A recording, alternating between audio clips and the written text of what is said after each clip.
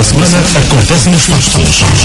Ao sábado, resumimos com a opinião de quem sabe. Primeira um resumo da verdade. Então, boa noite. Marcamos a presença para a primeira edição do programa Primeira Página, por sinal o primeiro do ano de 2012, que esperamos estar curvado de êxitos para si, que nos acompanha neste momento. Está em sintonia da emissora católica de Angola, nos 97.5 em FM. Hoje é sábado, 7 de janeiro de 2012. Recebe os cumprimentos de José Fraio, que comanda a técnica, Mário Santos na edição e apresentação, Moiama Salazar. Primeira página. A notícia em 7 dias, resumida por quem sabe.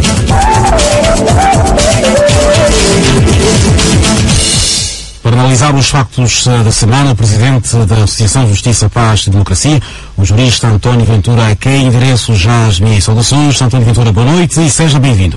Muito boa noite, obrigado pela oportunidade. Boa noite também a todos os radio-ouvintes. 2012, novos sonhos.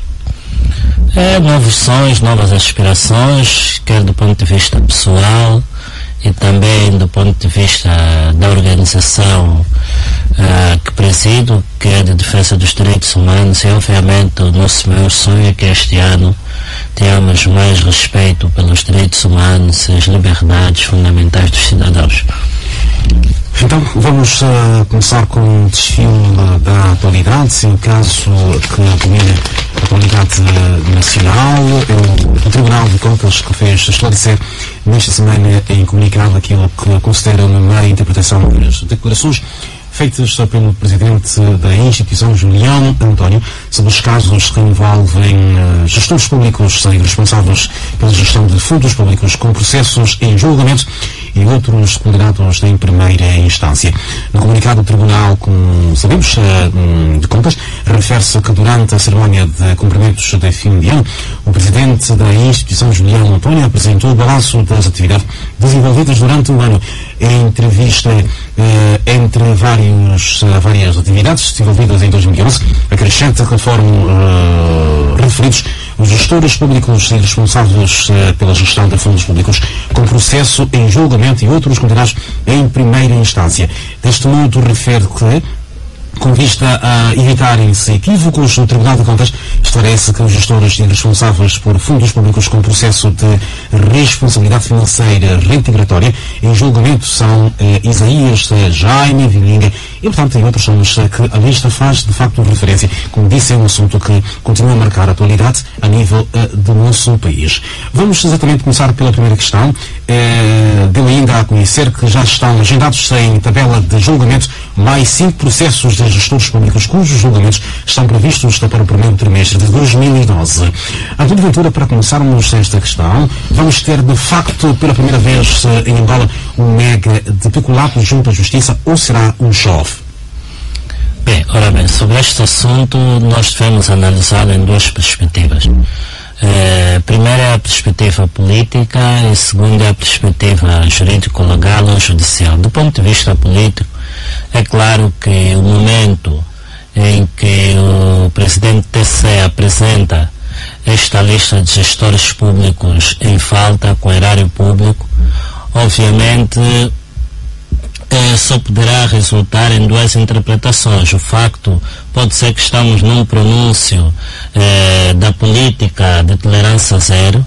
Também pode ser que estejamos a fazer um ato de charme pelo facto de que estamos próximos da realização das próximas eleições, e é importante que, do ponto de vista das instituições do Estado, se possam mostrar aos cidadãos de que, de facto, as instituições do Estado com competência para o efeito estão a combater a corrupção. Eu acho que o único erro foi o facto do Tribunal de Contas, ou o Presidente do Tribunal de Contas, ter apresentado esta lista num momento impróprio, que era numa cerimónia de cumprimentos de fim do ano. Mas, apesar disto, não se lhe pode retirar o mérito, a coragem e a ousadia que teve em apresentar esta lista de gestores públicos em falta. O segundo elemento que deve ser considerado, como disse, legal e judicial, é a relevância que isto pode ter num momento em que o Tribunal de Contas, como órgão do Estado que visa fiscalizar as finanças públicas, está no exercício das suas competências, o Presidente do Tribunal de Contas.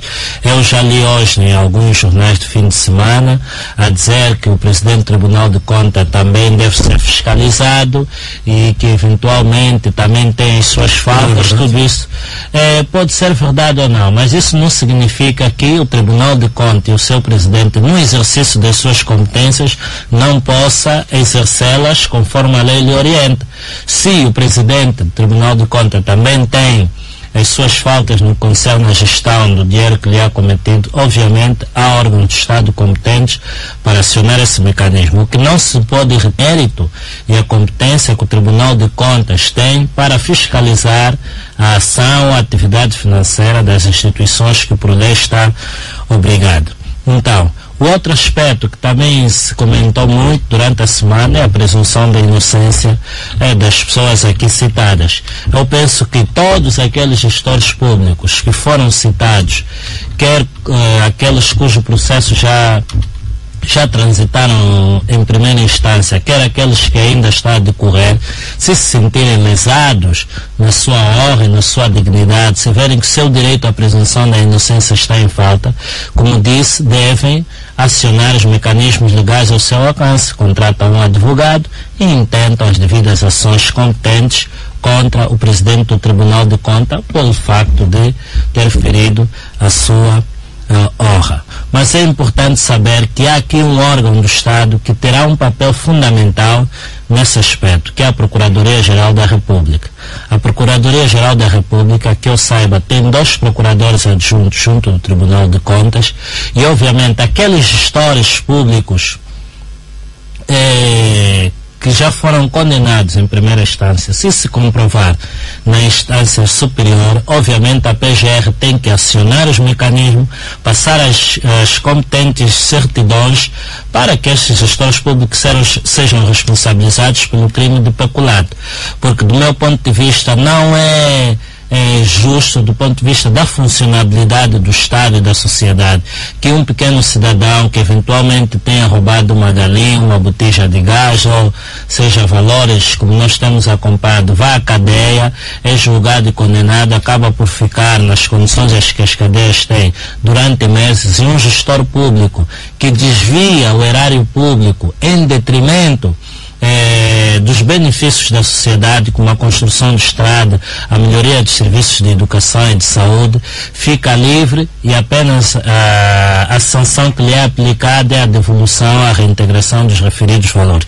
Penso que a Procuradoria-Geral da República terá que ter a coragem de acionar os mecanismos ao seu alcance para que estes gestores públicos sejam responsabilizados criminalmente. O outro aspecto é que o Tribunal de Contas também não se pode quedar apenas em fiscalizar as contas desses gestores públicos intermédios.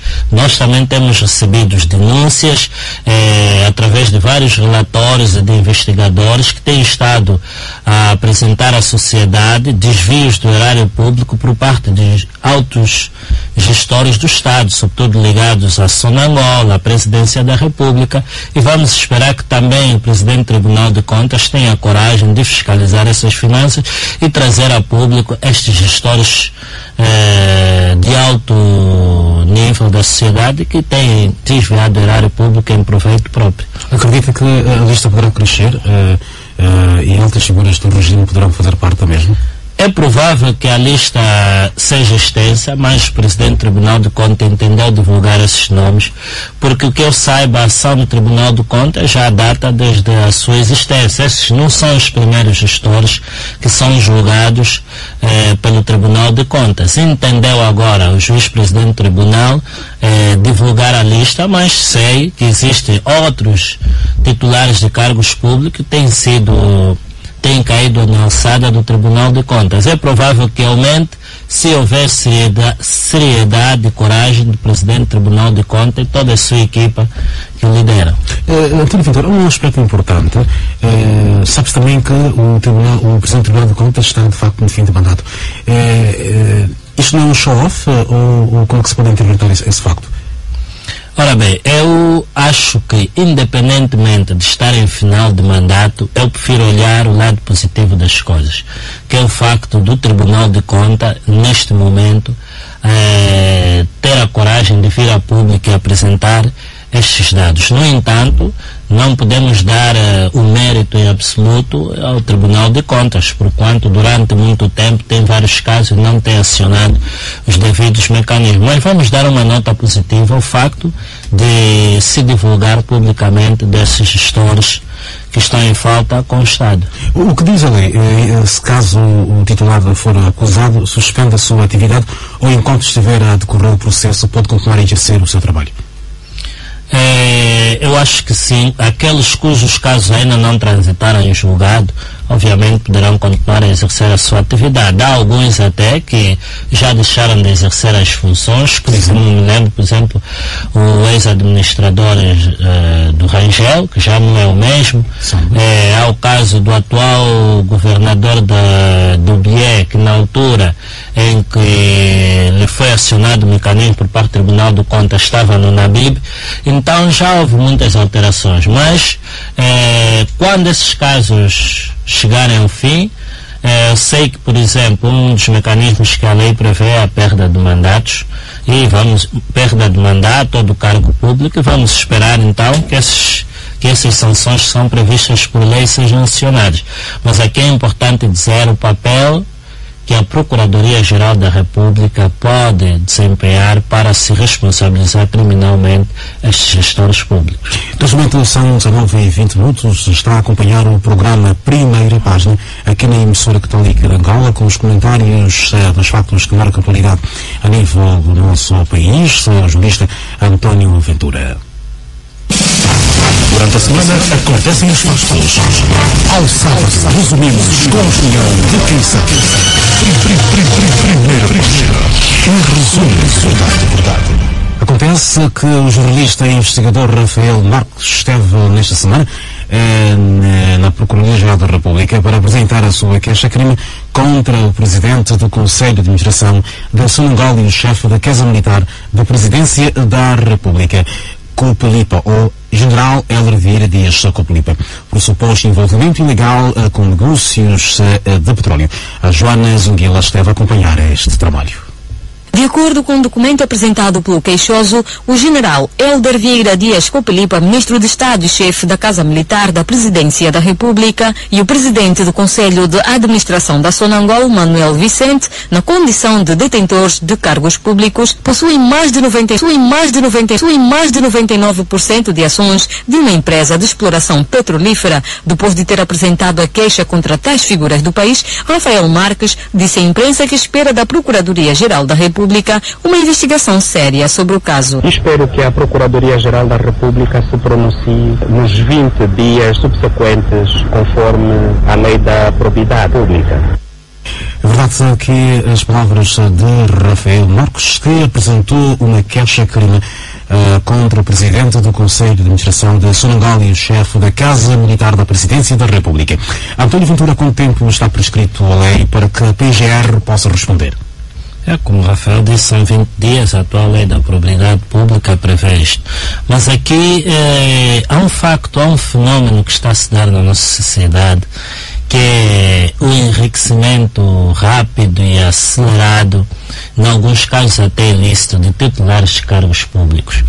Eu acho relevante que as organizações da sociedade civil, ativistas dos direitos humanos, estudiosos e investigadores, como é o caso do jornalista Rafael Marques, em função da especialidade que tem, possam investigar qual é a causa, por que razão é que estas pessoas se estão a enriquecer, qual é o meio, a maneira como estão a enriquecer, se estão ou não a respeitar a lei.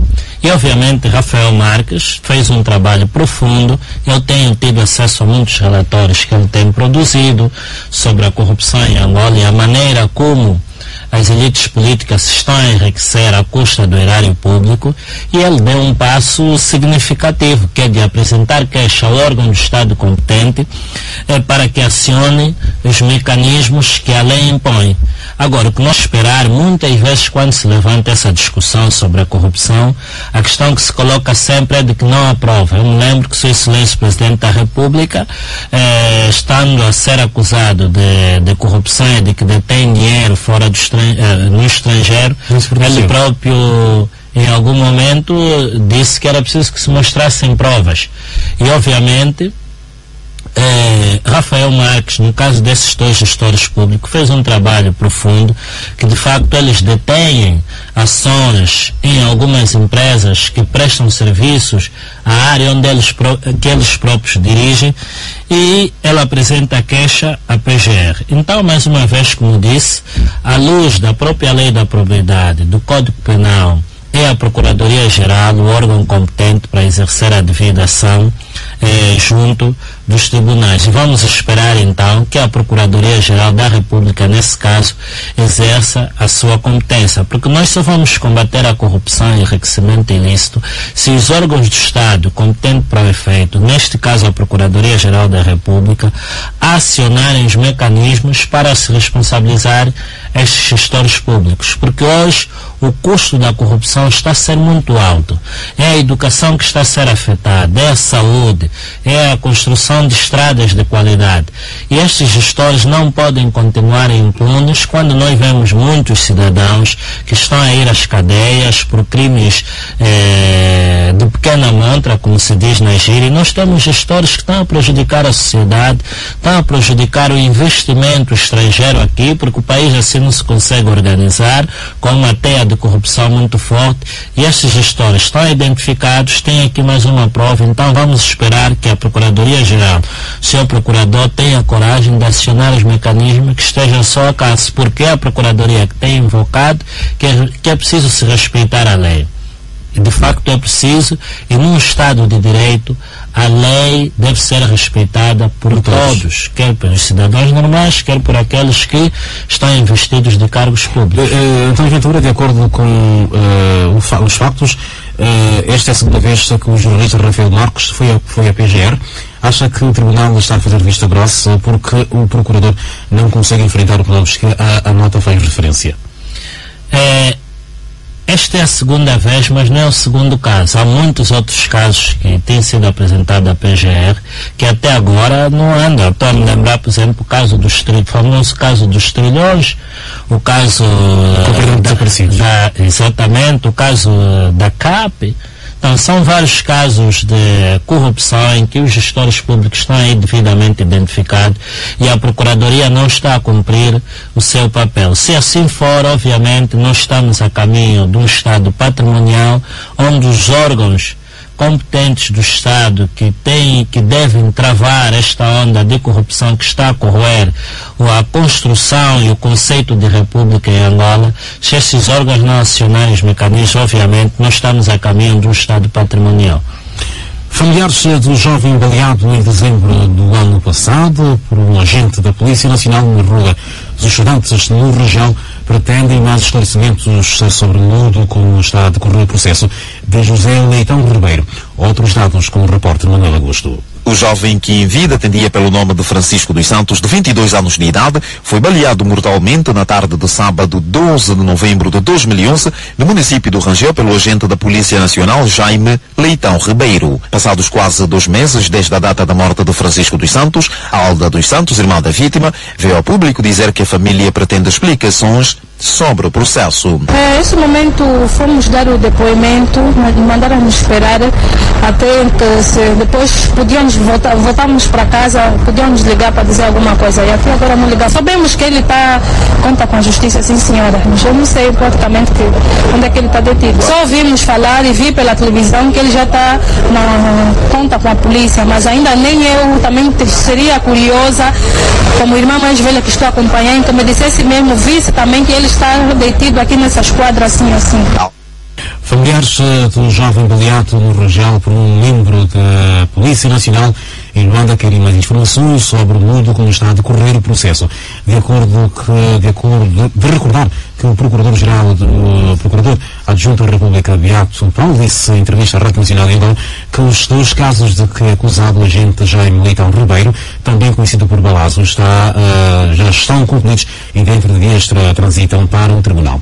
O responsável apelou, na ocasião, os familiares das vítimas implicadas no caso a se dirigirem ao Procurador-Geral da República a fim de colaborarem na resolução do problema.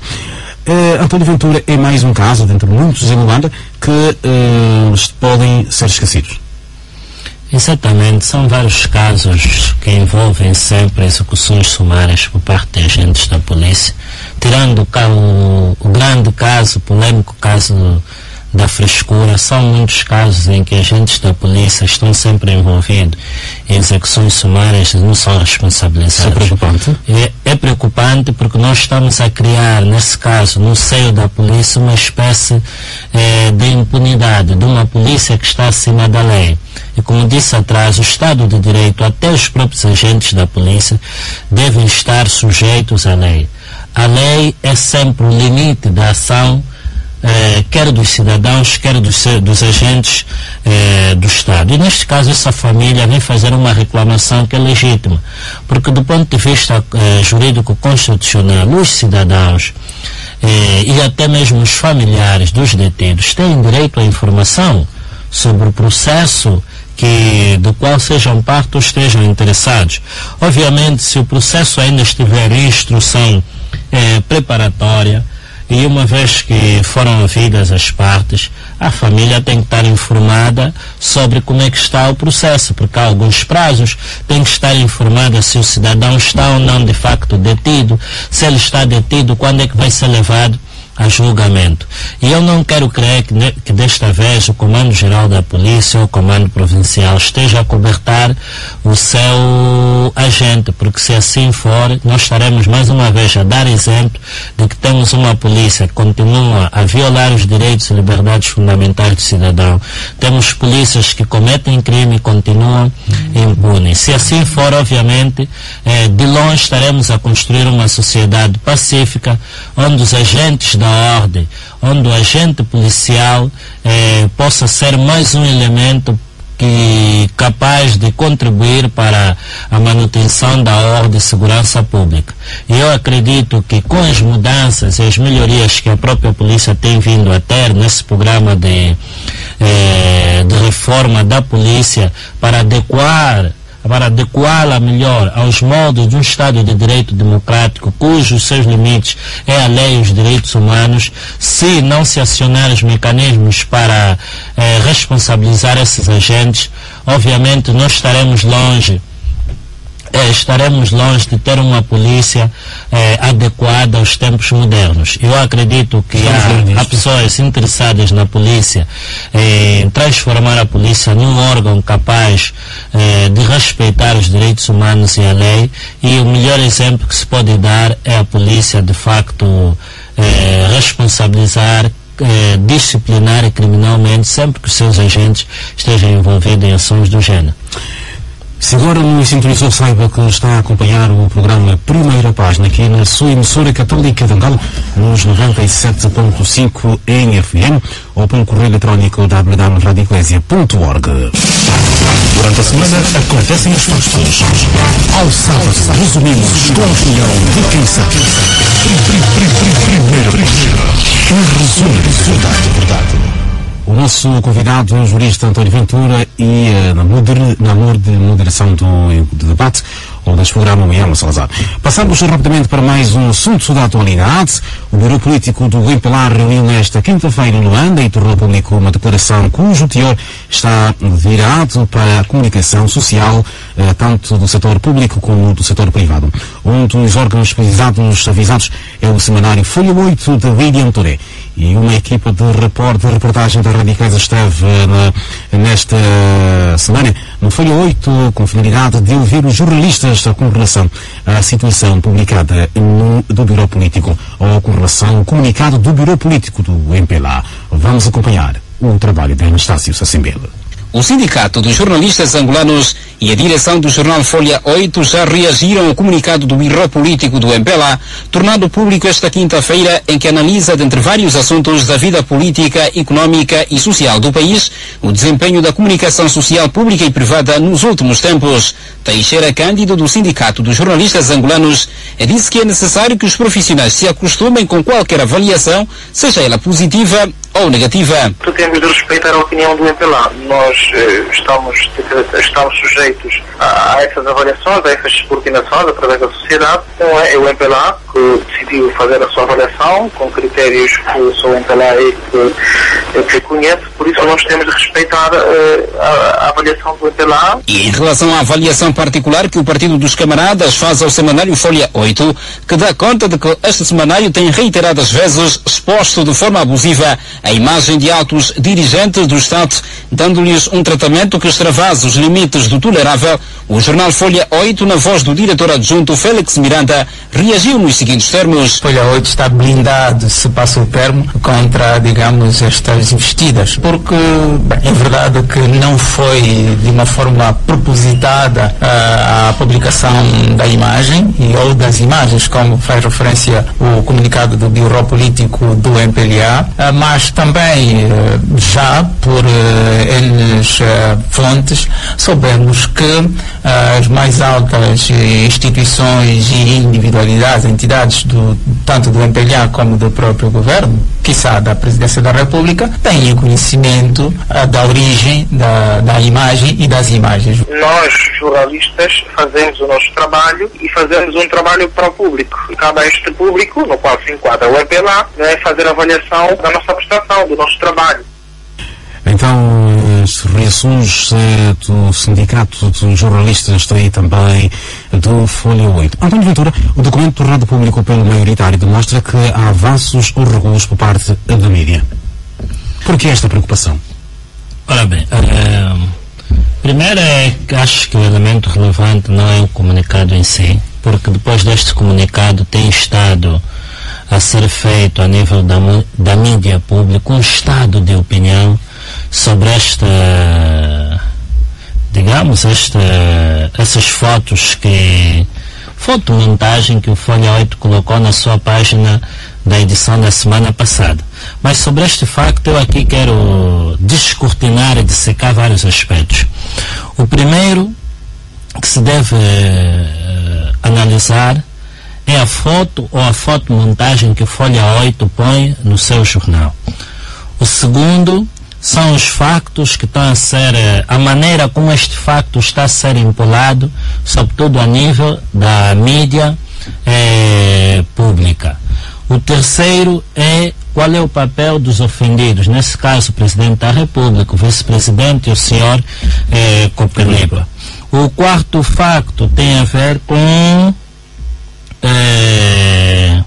o elemento que estas fotos de montagem trazem por detrás. Então, sobre o primeiro facto é o seguinte: o Folha 8 obviamente terá tirado, conforme vimos, estas fotos da internet e colocou-as. Quero dizer que há outros autores. Eu acho que uma das coisas que por acaso aqui no Folha 8 não é colocado é a fonte onde o Folha 8 terá retirado estas fotos. Fora disso, penso que qualquer jornal pode fazer caricaturas acerca de vários assuntos sociais ou até de pessoas que bem entender, desde que venha respeitar o direito de personalidade, a honra e o bom nome destas entidades. Nós temos assistido só aqui em Angola e em África que muitas vezes situações desse tipo podem resultar em polêmica, mas há, por exemplo, alguns países na Europa, no próprio Estados Unidos, onde há o princípio segundo o qual as figuras públicas, todo cidadão que vier a exercer cargos públicos está sujeito à crítica da sociedade, e a crítica pode ser feita por vários meios de expressão, através de caricatura, de desenhos, de escrito, tudo isso. Este é o primeiro facto. O segundo facto é que quem deve reagir estas ações são os ofendidos. Não é o Ministério da Comunicação Social, não é o Bureau Político do MPLA. Neste caso, quem tem que reagir são as pessoas visadas. Nesse caso, o presidente... Não estamos habituados a ouvi-los.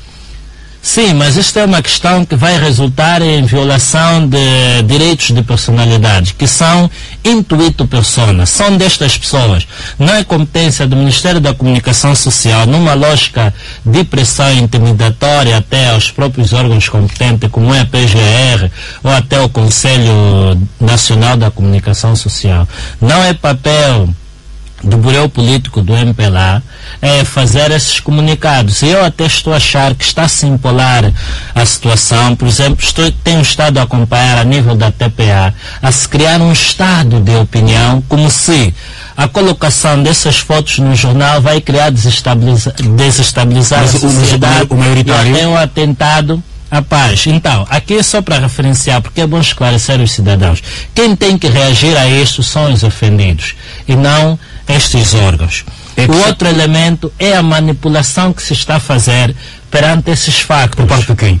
Por parte da mídia pública, porque eu estou a acompanhar o que a TPA e a Rádio Nacional estão a fazer. Estão a entrevistar vários cidadãos, a criar um estado como se as imagens que ali foram colocadas não têm a ver, por outro lado, ou por detrás dos factos, um outro elemento. O que é que Folha 8 está a dizer aqui? Questões de roubo qualificado. Isso levanta um outro problema que a sociedade deve discutir, que é o enriquecimento lícito das elites políticas, no qual estas entidades aqui focadas não estão alheios. A sociedade sabe que tem havido enriquecimento fácil e acelerado por parte da família do Presidente da República, da sua filha, dos seus filhos, da sua filha, genros, amigos e familiares mais próximos. Trabalham. Ora bem, há relatórios, há documentos aqui que comprovam isso. Agora, perante este facto, o que tem que se levantar é qual é o papel dos órgãos do Estado. Por que a PGR, perante essas denúncias de corrupção, de desvio do erário público, não aciona os mecanismos? Por que não faz uma investigação? Então, quando eu digo isso... Falta de coragem? Falta de coragem e é uma omissão, porque a lei obriga a PGR a se acionar perante uma denúncia. Então, o que eu quero dizer aqui é que está a se ocultar por detrás disso um outro facto que é importante, que é o debate que se deve levantar sobre o enriquecimento das elites políticas, sobre o enriquecimento do seu Presidente da República, da família, dos seus amigos, do partido, filhos... Esse é um outro problema. Esse é um outro problema, mas é o problema que está por detrás dessas fotos e que eu acho que é o que se quer ocultar. Agora, a colocação de fotos e de imagens não é a primeira vez que o Folha 8 não é o primeiro órgão que faz algo do gênero. A TPA tem feito permanentemente manipulações quando envolve outras figuras, sobretudo da oposição e da sociedade civil.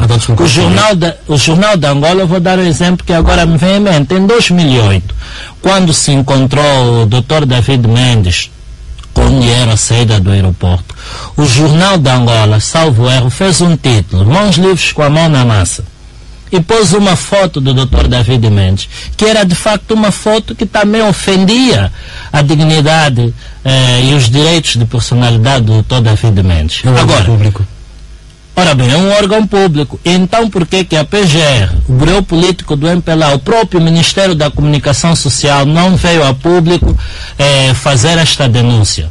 Por que, por exemplo, a própria TPA não veio a público, digamos assim, a chamar a atenção de que o Jornal da Angola estava a exercer mal o seu papel?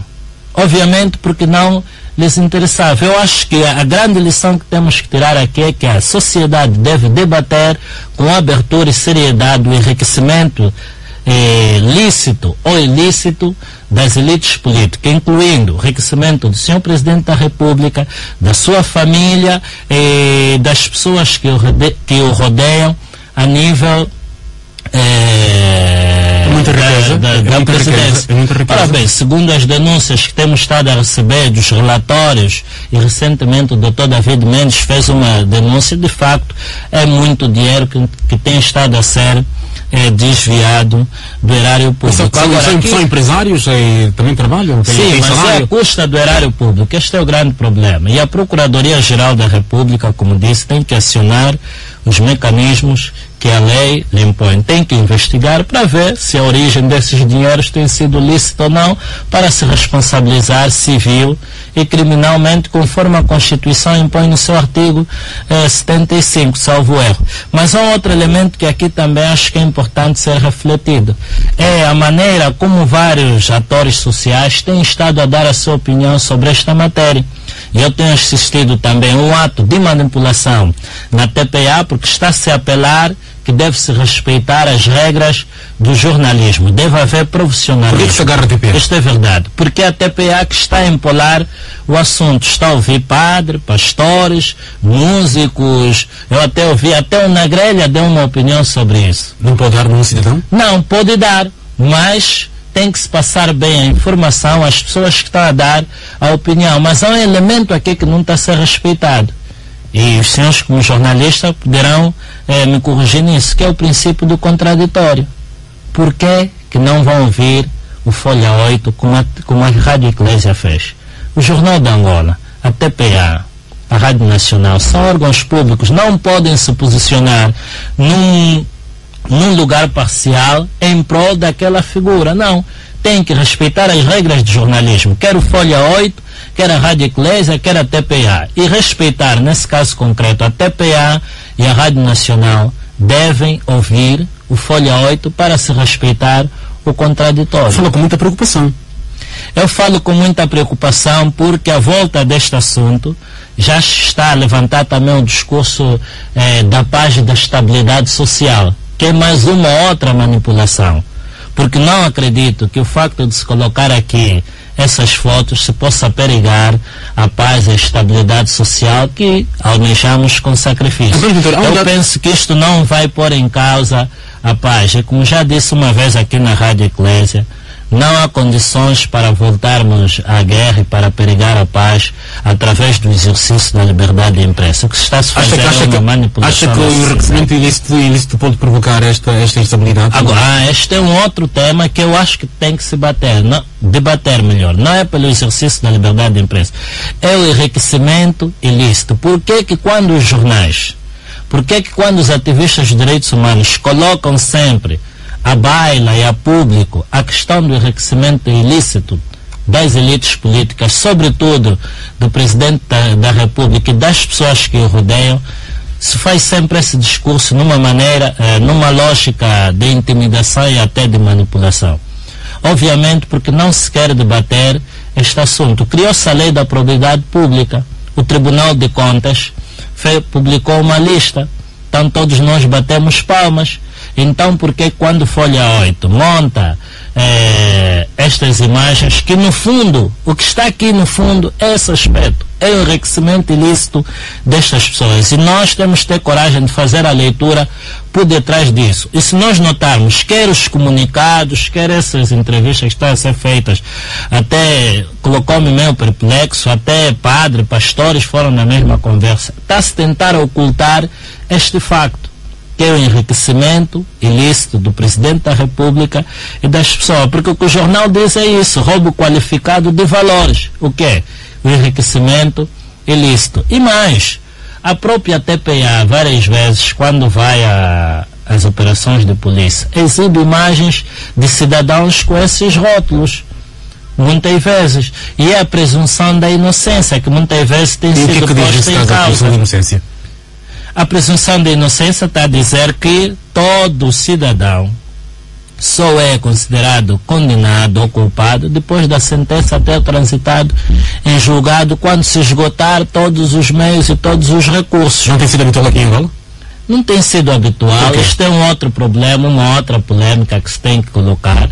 Pelo que temos estado a acompanhar, é que muitas vezes quando se exibe estas pessoas, ainda são, o processo nem sequer ainda está em instrução e nem sequer ainda há um juízo de culpa, as pessoas ainda nem sequer foram condenadas. Portanto, nesse aspecto do jornal Folha 8, eu acho que temos que encarar com alguma serenidade e tem que ficar claro 3 pontos.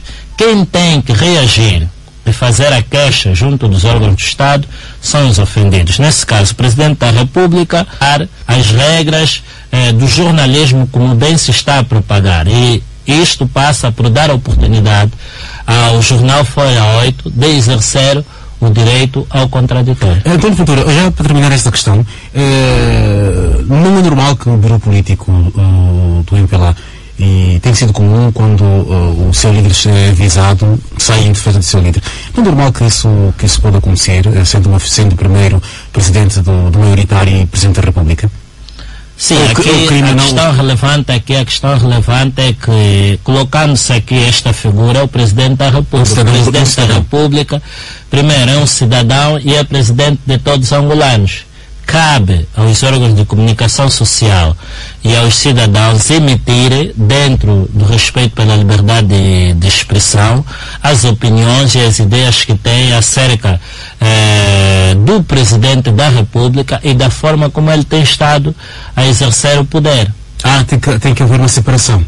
Tem que haver uma separação entre cidadão, presidente e, sobretudo, presidente do partido. Há um grupo de cidadãos organizados em partido, como é o MPLA, que acharam que deviam fazer esse comunicado. Mas isso não significa que outros cidadãos não possam emitir as suas opiniões e os seus pontos de vista sobre esta matéria. Agora, tem que haver debate, sim senhora, sobre o enriquecimento ilícito de pessoas ligadas ao Presidente da República, os seus filhos, as suas filhas e também ao pessoal que o rodeia a nível da Presidência da República. Tem que se debater publicamente porque está em causa a estabilidade e a construção do próprio Estado de Direito Democrático em Angola. Neste momento são 19h50. O nosso convidado António Ventura, jurista que está a ajudar-nos a compreender os factos de que marca a atualidade nacional.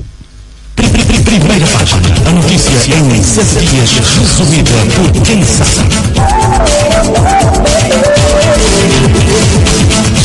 No Cunene, as autoridades locais mostram-se empenhadas em melhorar a vida das populações.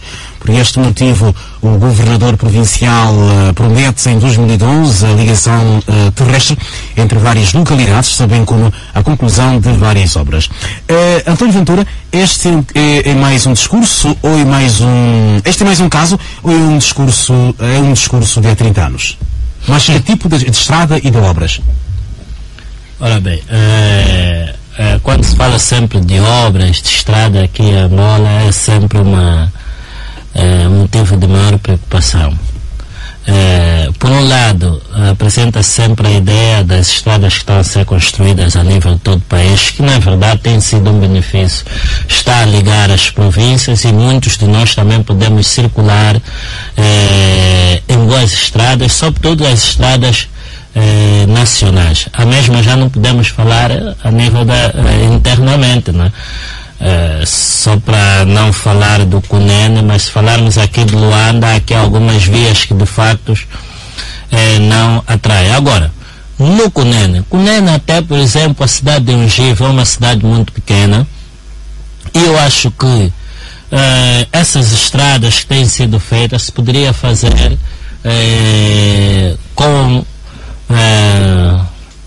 com melhor qualidade. O que se passa é que, pelo simples facto de estarmos a nos aproximar das eleições, haverá sobretudo um discurso eleitoralista e propagandístico no sentido que se vai melhorar as estradas, a saúde, a educação e o bem-estar das populações. Mas, para lá do discurso, se formos na vida concreta das pessoas, não tem havido alterações significativas. Com isto não quero dizer que não se estejam a fazer boas estradas. A nível de ligação em algumas províncias já se pode andar. Já se pode andar daqui para o Kwanza Sul, de Benguela até o Lubito, mas temos que dizer que há algumas províncias que de facto ainda as estradas se encontram em estado deplorável. Há quem diga até que em algumas províncias houve dinheiro que foram canalizados para o efeito Uns dizem que é pouco dinheiro, mas mesmo com pouco dinheiro também não fizeram nada. Outros, mesmo com muito dinheiro, não fizeram as estradas com as qualidades desejáveis. Aqui em Luanda, por exemplo, se olharmos, aqui havia que liga São Paulo até o Quicolo, que é Angola que Luanda, está de facto em estado lastimável. Se tivesse órgãos do Estado... Estamos a falar da capital, não é? Exatamente, mas no Cunene até há poucas vias, só havia que liga até o Lubango, Xangongo, ali é que liga Santa Clara, mas as vias, digamos assim, terciárias ou secundárias também não são as da melhor qualidade, tirando ali o centro de Ungiva. Então por que é que não se investe? Até porque do Cunene tem uma placa giratória para vários países e também para outras províncias.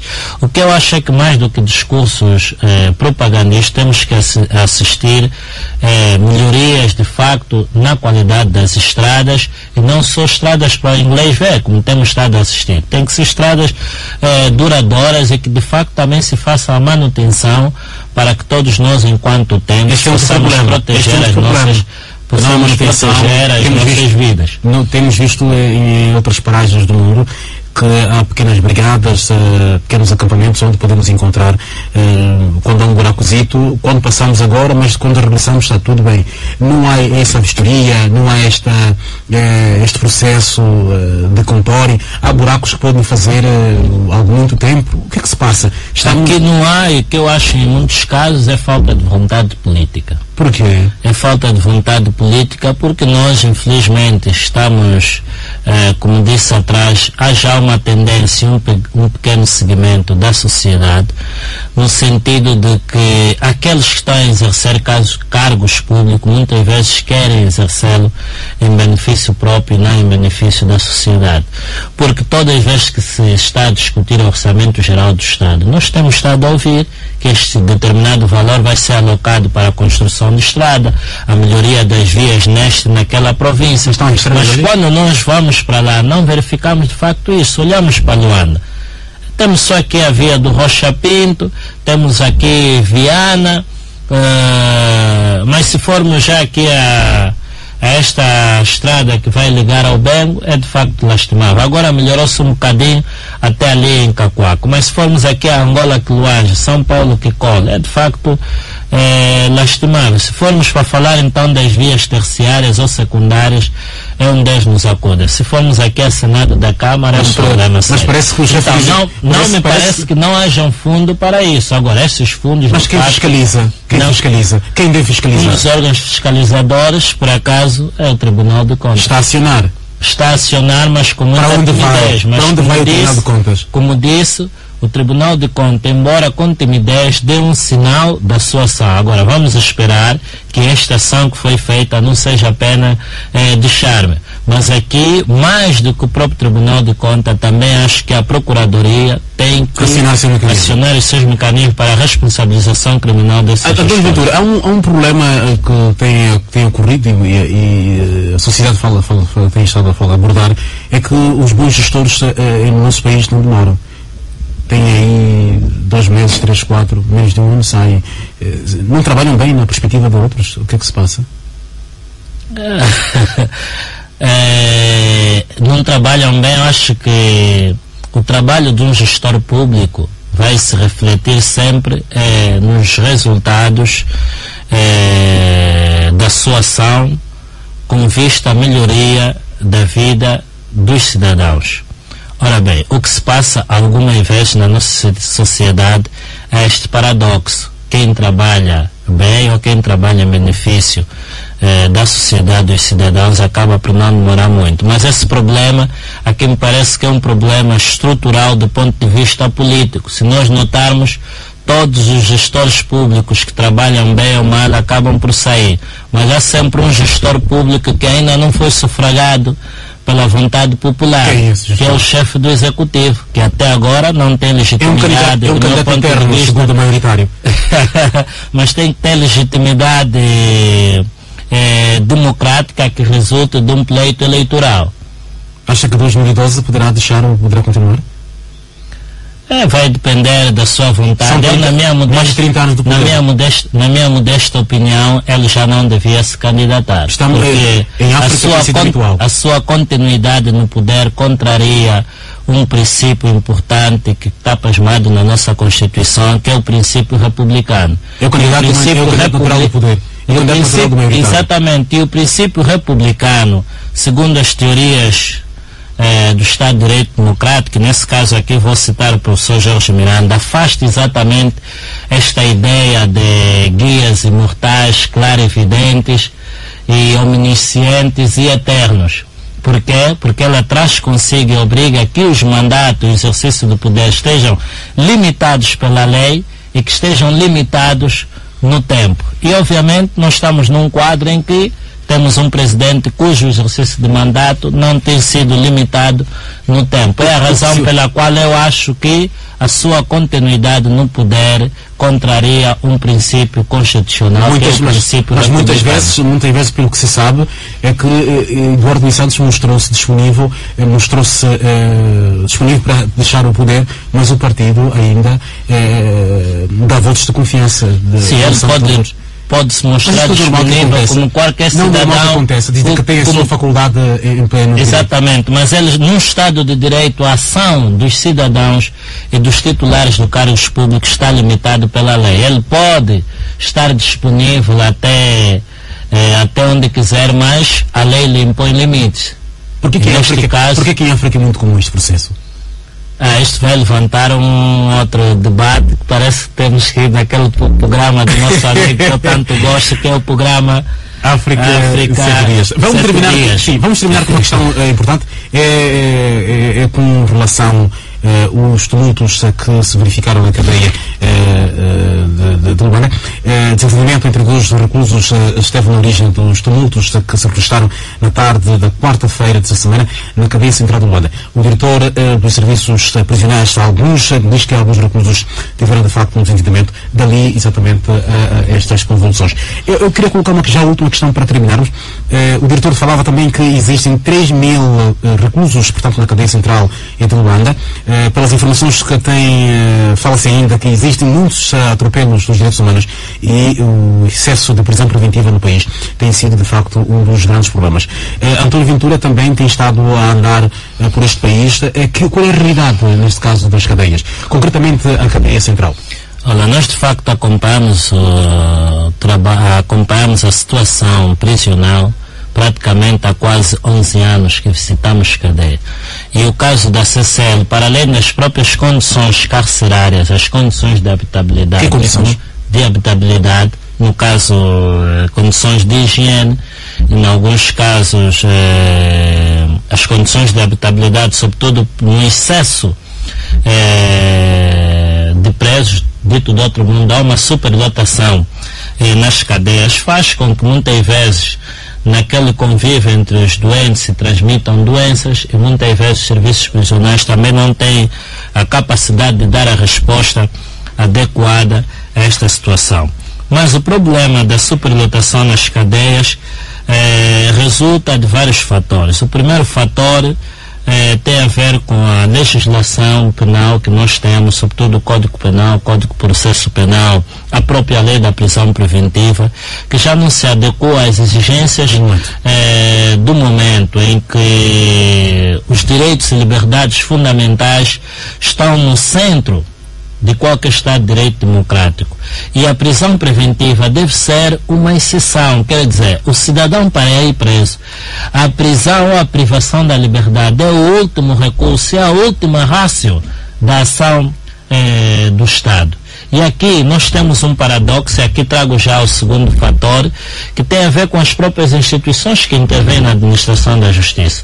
A Direção Nacional de Investigação Criminal, a própria PGR, não podem só prender por prender. Tem sido o que habitual? se passa aqui é que muitas vezes... Tem sido habitual?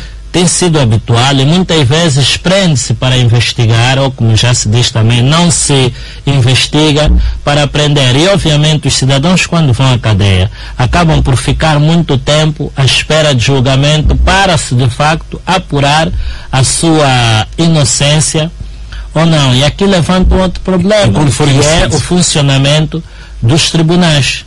os tribunais levam muito tempo para julgar e em muitos casos não têm as condições adequadas para julgarem com celeridade.